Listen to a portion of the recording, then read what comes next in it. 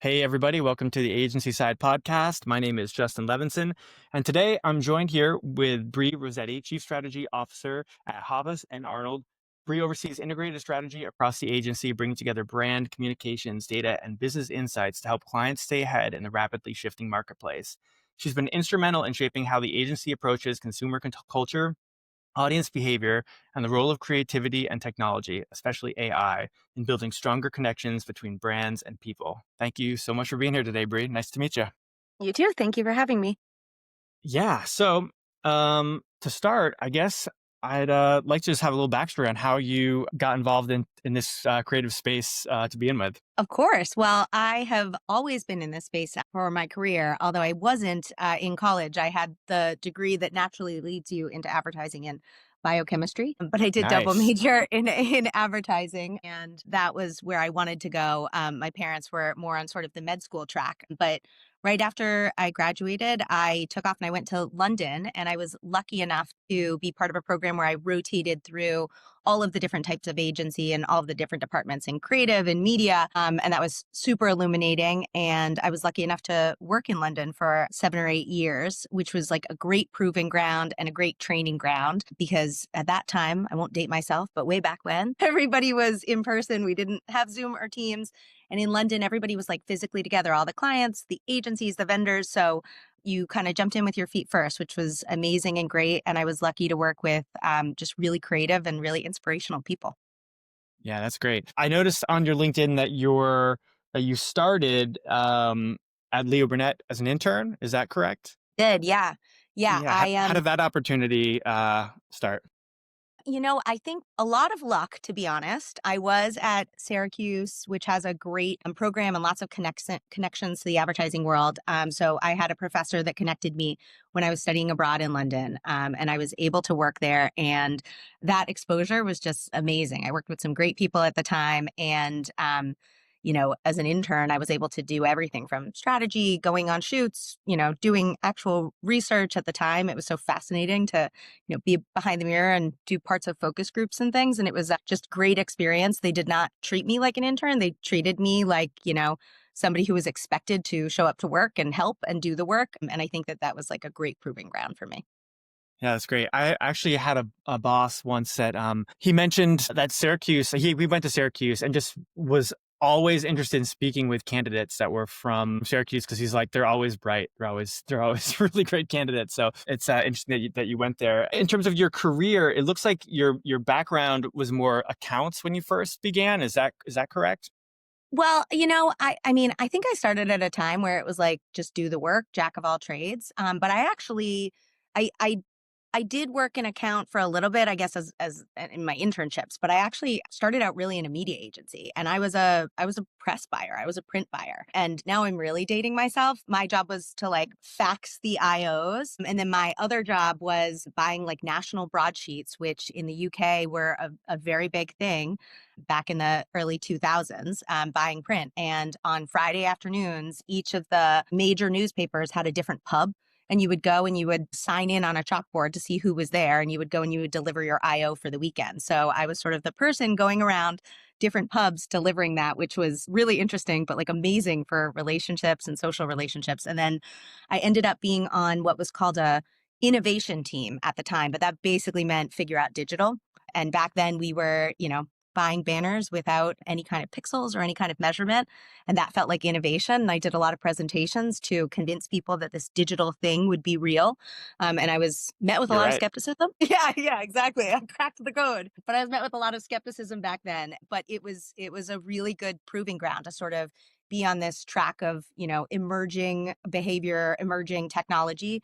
And then I was lucky enough to sort of be rolled into a more communications planning role and then started to, work across creative agencies, PR as well. And when I came back here to the US, I actually did a little stint at an agency doing a bit of production and account, which was a great grounding here in the US. And then I moved between creative and media as part of the Havas group. So I've always sort of had a foot in each side. And I think that that's been really beneficial to me as far as Yeah. like the things that I can see happening. Do you get nervous, or did you get nervous on these presentations? How do you feel doing those?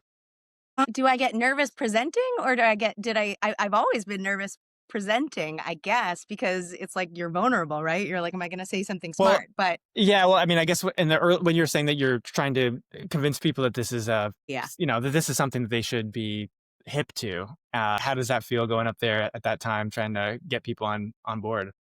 It felt kind of great because everybody was skeptical but kind of excited. I love talking about new things with people because I think that they are always interested. And like my MO is if people are curious, it's going to be a great presentation or at least a great conversation. And that's how I feel like things started out in those early days. And even now in my career, people want to have conversations about things they don't know about. Like you never want to, you're usually presenting to people that are smarter than you, and you don't want to present to people that are smarter than you about things that they already know about. Like that's a bad situation. So bringing in new things and new ideas and debating them is like a sweet spot. Yeah. That's really cool. Well, I'd love to fast forward a little bit, and for the folks who don't know, maybe you could tell us a little bit like what your day to day is like, and what you're doing today with Havas and Yeah. Arnold.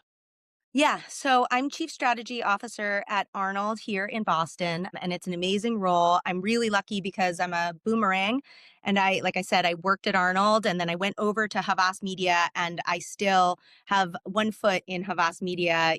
I love it there. We have some amazing clients and we work as a village and work really in concert. But the Arnold business and Arnold team has grown really significantly. And I'm really proud that I sort of can see the sort of reinvigoration, I guess, of the early days when I was here and the energy that we've felt as we've sort of had this momentum. So my day to day, no day is the same. I know that everybody like says that in a cheesy way, but it's really genuinely true because I have the benefit of working across so many different types of clients, which is why I love my job and I love agency.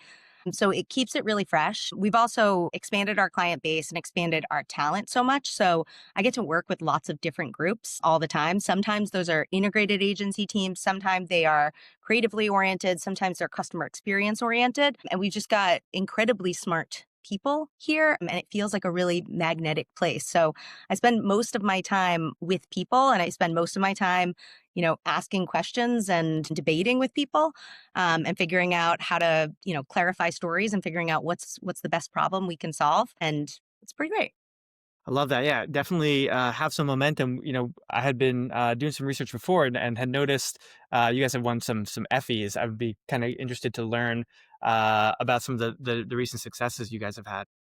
Yeah, we've been lucky enough to, win quite a few Effies over the years. This past year, this current year, was particularly good to us. And Effies is something. I mean, it's funny, a lot of creative agencies talk about their awards, and Arnold does win a lot of them, but we are pretty humble about them, and we try to say to the agency and to our clients, that's not really the metric of success. We don't do this for the awards. They are very nice to have. But Effie's is one that we're particularly proud of because obviously it's based in efficacy, it's based in business success, and they are a real pain to write. Like it's truly like writing a thesis. We're just kicking off FE season for next year now, but we've won a couple this year in particular for Progressive Insurance. We've actually won back to back sustained success on there, which means 3 years in a row of proving that efficacy. And then one for Brilliantly Boring, our effort for PNC Bank, which we just launched last year. So I can dive into those a little bit if you want. Yeah, I'd love to hear about the Yeah. campaigns and challenges and the wins within them as well. Obviously, the Effie is one, but yeah, go ahead. Sorry. Yeah. Yeah. So Progressive is a longstanding relationship that we've had. We have been on a journey with them from the number 6 insurer in the country to number 2, really scratching at the heels of number 1, which we're really proud of. And we've done that, through lots of success in their business, but also lots of success from a creative standpoint. So Flo, who you might be familiar with, she has gotten lots of accolades as the best icon sort of in advertising, but she's also been incredibly effective for the business. She and the squad behind her is something that we've really invested in over time. And people really love her and some people really hate her, but nobody really feels neutral about her, which is something that you really want. Yeah. And the sort of the premise and the idea behind her and her squad is, they are sort of a merry band of insurance lovers. and they really help the medicine go down easy. When you think about insurance, it's not something that people really want to think about a lot. It's something that, you deal with when something goes wrong or when you're switching. But she and her squad and all of the touch points that surround that, as well as obviously, the progressive experience itself, make that a whole lot more palatable. And why I like working on it and what I think the team does a really great job of is keeping it fresh. I mean, she's been around for 16 years, I think, and she's remained fresh in that period. And we've added people to her squad. We have put her in different situations. At one point, she was dating John Hamm. She's been rumored to date Pete Davidson on SNL. So she's been sort of out in culture at large. But what's been really interesting from a strategic perspective is when you're challenged with how do you create that volume? How do you keep something interesting from a campaign and communications perspective is you need lots of new insights, lots of insights about human behavior. And there's things that I think we are challenged with every single day just based on the volume of communications that we make that make that really interesting. The flip side of that is Dr. Rick, who you or some of your listeners might be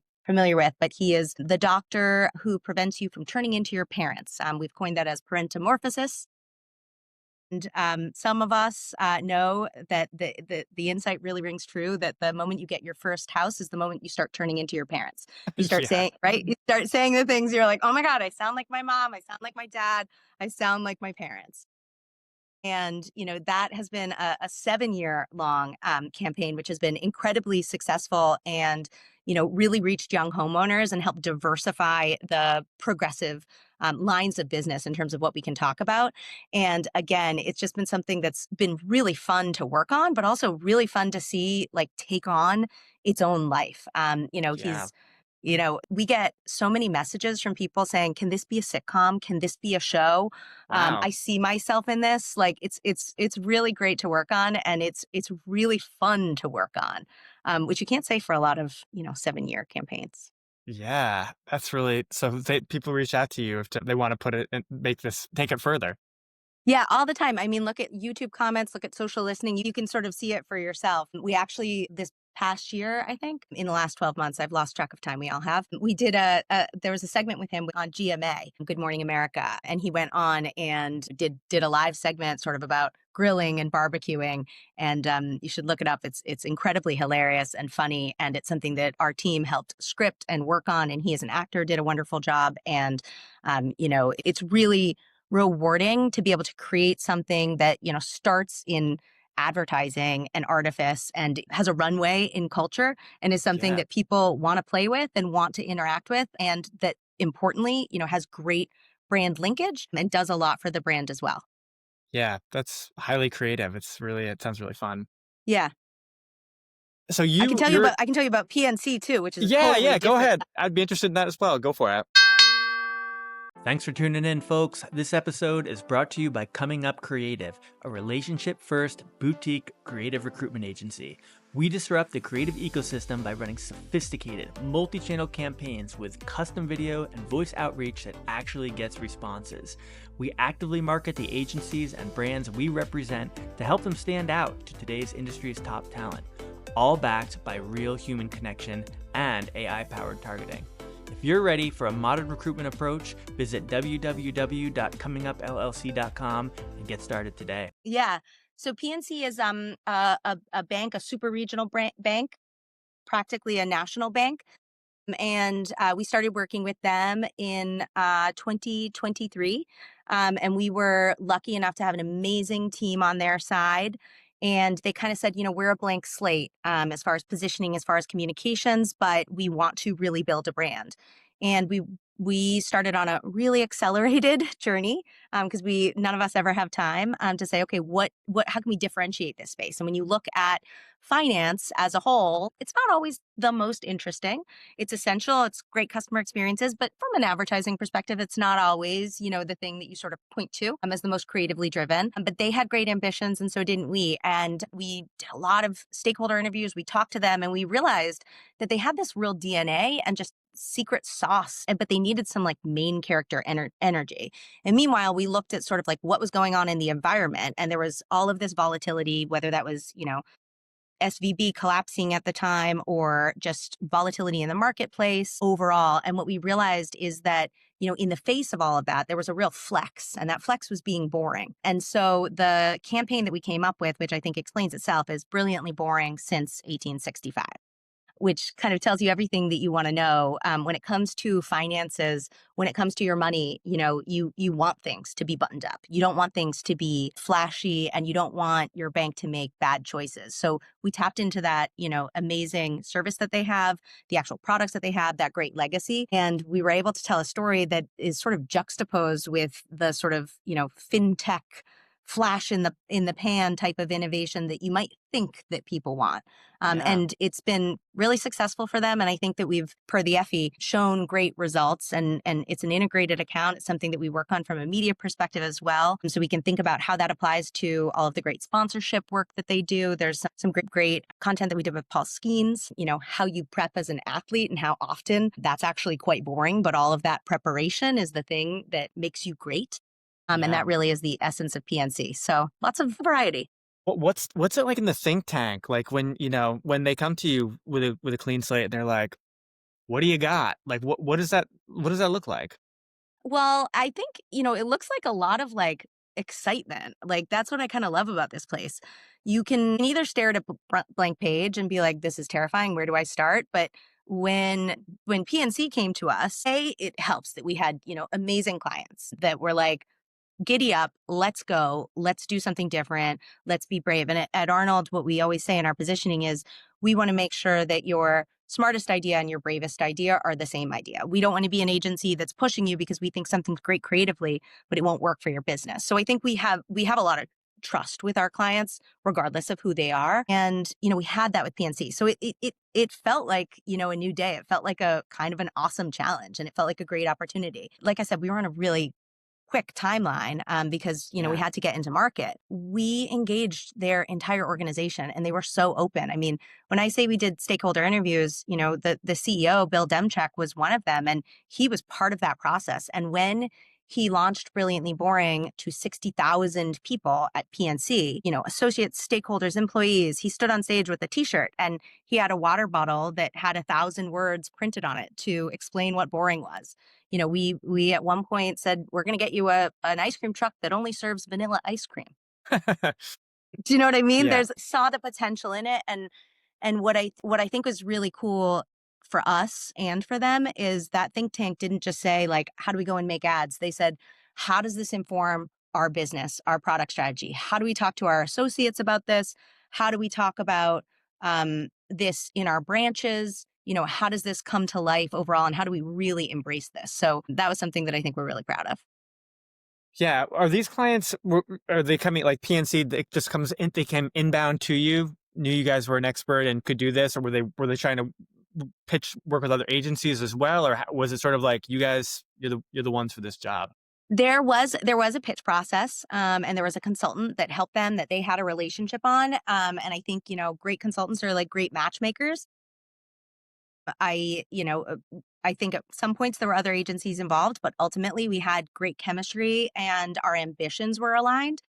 So like I said, we work with them on a media basis. They have other agencies for some Hispanic work. They do lots of work with consultants, and we welcome that. We work really well on the IAT. But when it comes to brand strategy and creative work, I think we're the tip of the spear on that. And we have a really great relationship with all the agencies involved. I think because the clients facilitate that. Yeah. And I think, we're lucky because Havas's strategy has always been this together strategy, and it's been about physical villages. And sometimes now those are more virtual, post-pandemic, we have more technology, but we put all of our agencies in the same building. I'm here in Boston, yes, with Arnold, but with our media group, with our Edge, our more direct response group, with Clay, our entertainment group, with obviously the media agency.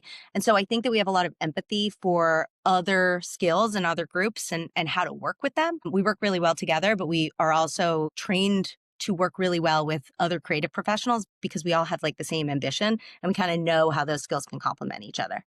Yeah, interesting. And so you guys are working virtually most of the time? Are you guys coming in office as well, or how does that? Yeah, we're in the office. I'm in here today. I'm in Cool. a room so you can't see, but it's pretty busy out there. I was lucky to get a room. It's a little easier on Fridays, but we have villages all over, and our clients, for the most part, some of them, but for the most part, they're not based in Boston. So we utilize technology for that, and I'm pretty grateful that we do. I do travel a lot myself, so it's funny. I think back like before COVID times, and I remember being like, "I'm traveling. We can't have that meeting," and now it's like, "All right, like I'll hop on a Zoom. We'll get things going." So I think we do more, but is kind of hard. Like we're in the office and we appreciate being in the office, but equally, sometimes you have to be on the road. And we moved into a new office here earlier this year in Boston, which has been like a godsend because sometimes in our old office, like it just wasn't built for virtual work in the same way. And you had more physical office space. Now we have more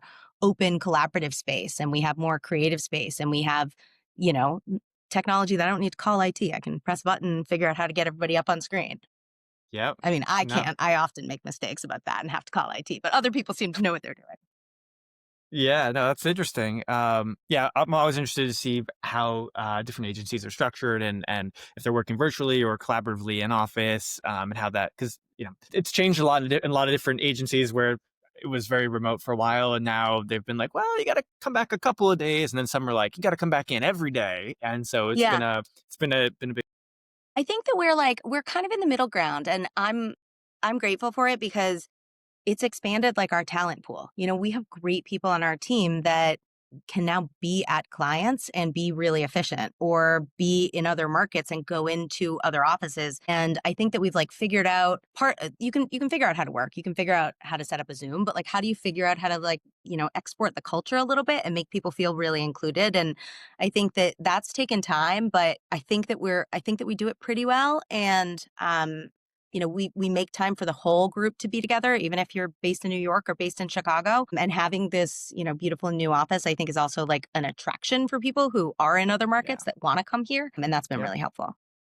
Do you do a lot of the hiring on your team? Yeah, I mean, I'm very lucky to have great people that hire great people, but equally, like, I mean, we're an agency.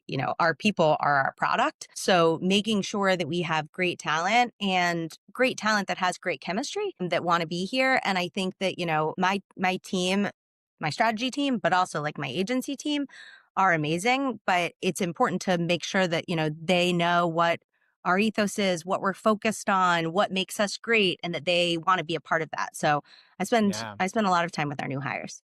Yeah. What do you look for in like upcoming talent? What's a standout to you?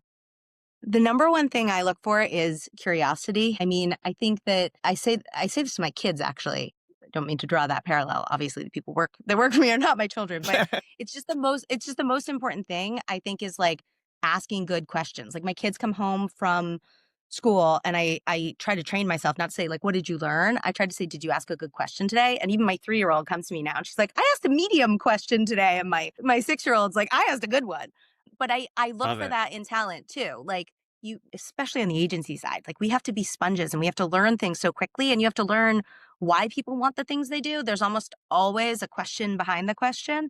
And if Yeah. you are willing to get to that, like we're way better at our jobs. Figuring out what the problem is to solve is like the number one thing I think in strategy. So that's the biggest thing that I look for. And then also, I think, we're a very creatively oriented agency. I think that, there are some agencies that, want to have good meetings. We want to make good work.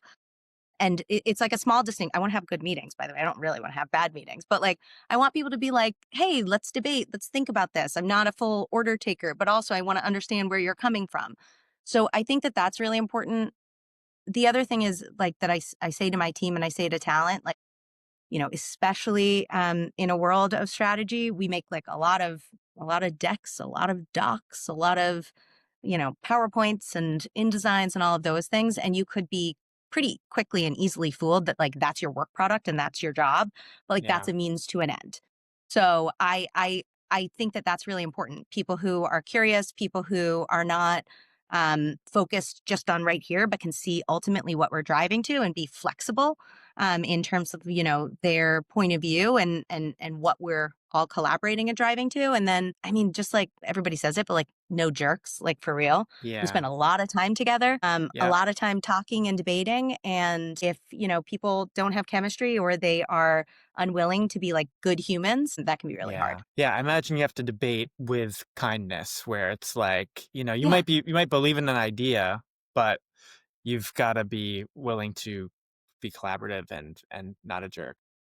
Yeah, and especially with like, I mean, on the agency side, we're like, in some ways, we're further down the food chain in terms of the decision making, right? You're working for clients, and sometimes you don't know the pressures or the things that are going on internally. So people who are able to like grapple with that and kind of understand, and equally, I mean, when you're putting ideas on the table, it's not a spreadsheet, Yeah. it can feel personal. So I think, and like the whole point of this is to like what we do. Like we spend more than a normal amount of hours doing it and thinking about it. So I think that's important.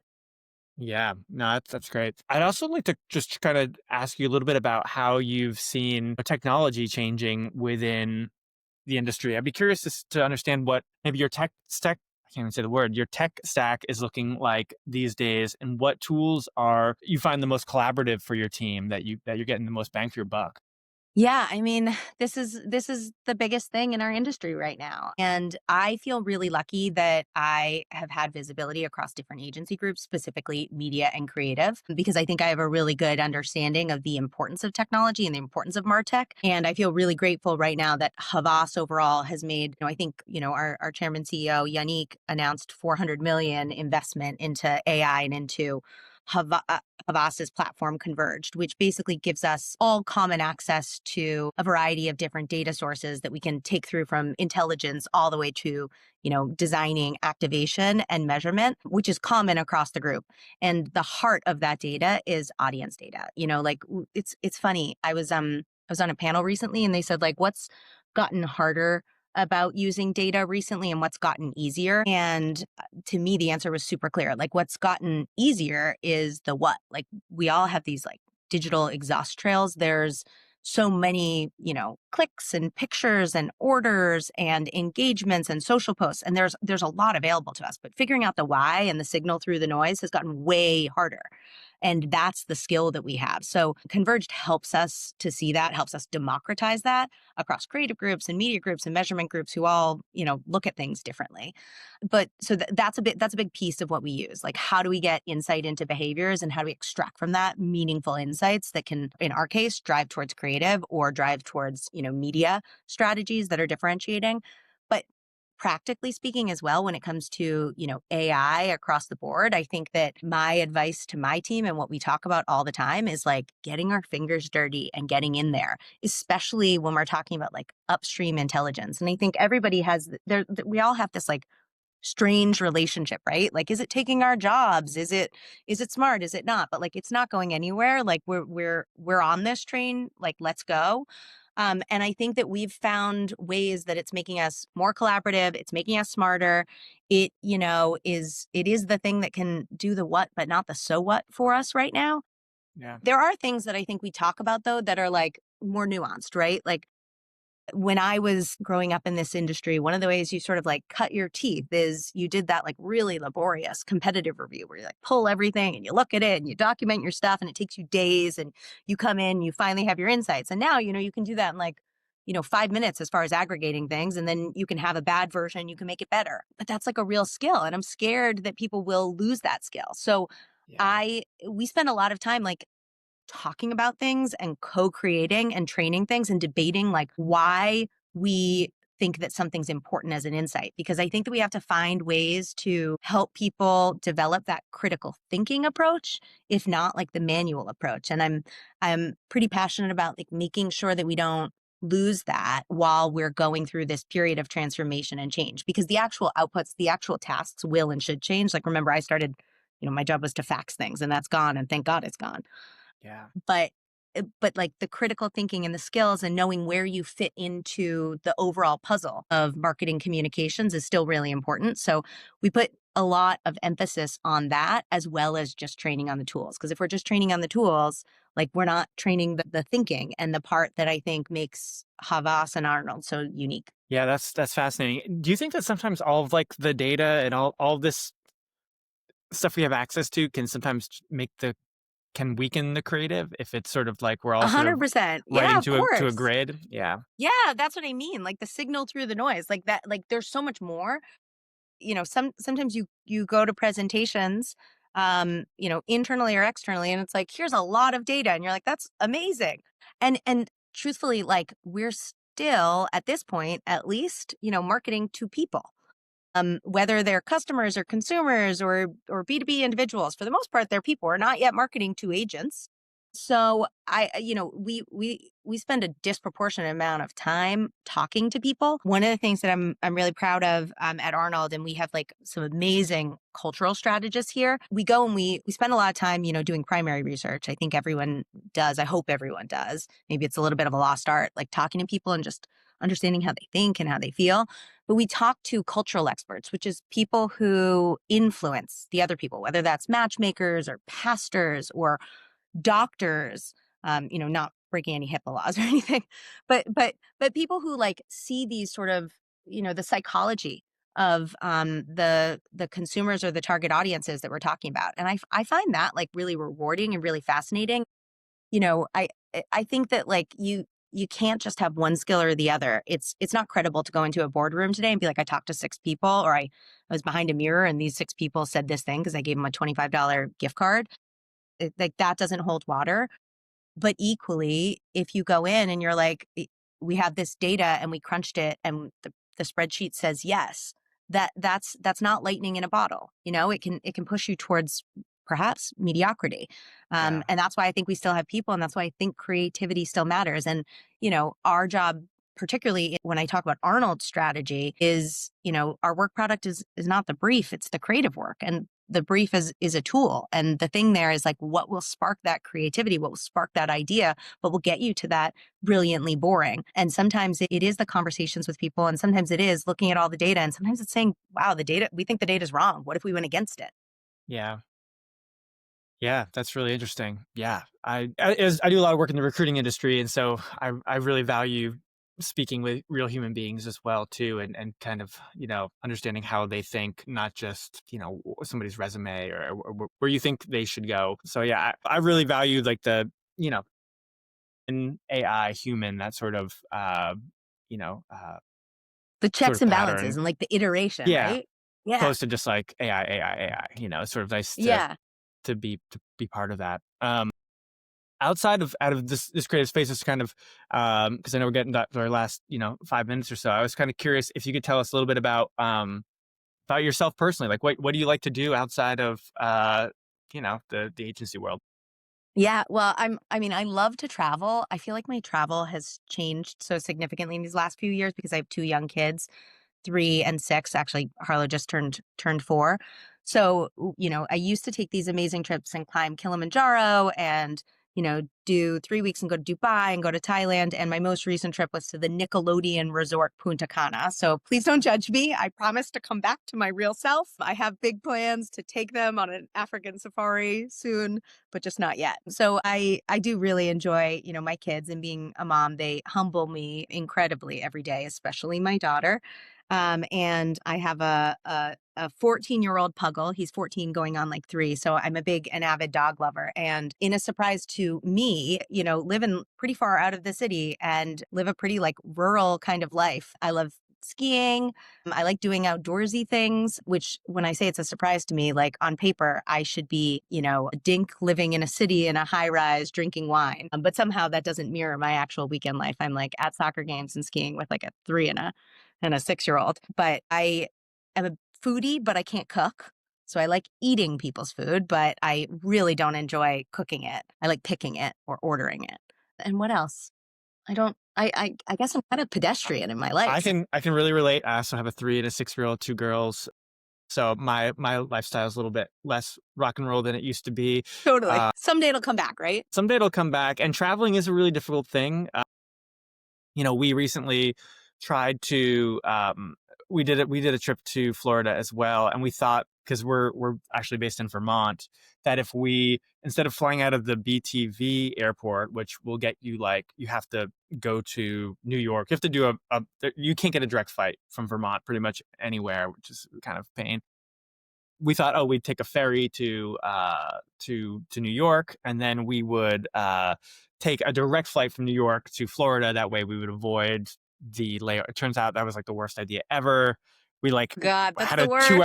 2 hour delay in upstate New York, and I was my just God. like, it was worse God. than a layover would have been probably in anywhere in America. So yeah, I haven't cracked the code on the traveling yet, but I feel like, we just bought a family van, so maybe Oh we'll God, try yeah, that yeah, out. you're in it. Yeah. Two girls is a lot. My girl is like, I mean, she just turned 4. I keep saying she's 3. She's like 4 going on 24. My like boy is like chill. Like I'm like Harrison, you can't do that. He's like, okay. She's like a force, and I'm sure it will be wonderful. But like, I feel like I go through some sort of like World War II by the time I get to the office. I'm like, the lives I have lived, the things I have done to negotiate whatever mismatched outfit with sparkles and princesses that she has insisted on wearing. It's like, But yeah, I know it's just like hard to pick out a pair of socks. I'm just like, Aggie, these socks fit you. Like, they look fine. we don't even I'm wear socks. I'm like, until it snows, that's fine. I don't care. We've given up on socks entirely. Yeah, we're living similar lives. Yeah, but it's I love it. I love having 2 girls. It's been great. It's interesting that you have like your son is calm. When I see a lot of the kids at school, I'm always like, man, I'm like, the boys are like, if they have any excuse, like pick up a stick and like use it as a weapon, or He like, does do that. He I'm does have like, like boy energy. Like he needs to like run around, but once you run yeah, around, it's like he's more like he's more predictable is what I would say. yeah, Like she's like the emotional sort of component is fascinating. And part of it I've heard from people might be a first child, second child. Like he's just like more predictable, does things that obeys the rules. She's like, yeah. what rule? What are you talking about? I love So that spirit though. That's great.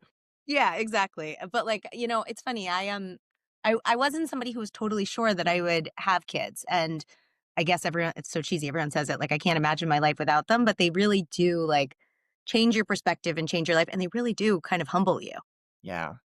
It's true. I just love when they are telling me things like, my oldest was telling me something about maple sugaring that she had heard about, and she was describing it to me, and Yeah. I was like, I don't think that's right. And then I looked it up, and I was like, she actually is right. But I yeah, think she's yeah. smarter than I am. Like, I think My it's like, son, this my is son was great. like, my son's eating a banana. He's like, do you know a banana's a berry? I'm like, quick Google. I'm like, yes, I did know that. Yes. And my son has us reading the encyclopedia. Like, who knows? It's like a kid's encyclopedia, and we're going through like the planets. And I'm like, 8 planets. And he's like, oh, when you were little, Pluto was a planet, wasn't it? And I'm like, what? And he's like, yeah, I heard about that. I'm like, how? That's hilarious. And true. We did until it was taken off of it was canceled. Pluto was Yeah, canceled. yeah, exactly. Exactly. But cool, Brie. I really appreciate you being on and telling us about all the interesting stuff you've been working on and offering value to the community and telling us a little bit about yourself. And yeah, I just really appreciate you being on here and having this conversation. I hope we can maybe have a part 2 at some point. Awesome. Thank you so much. All right, Brie. Take care. You too. Bye. Bye.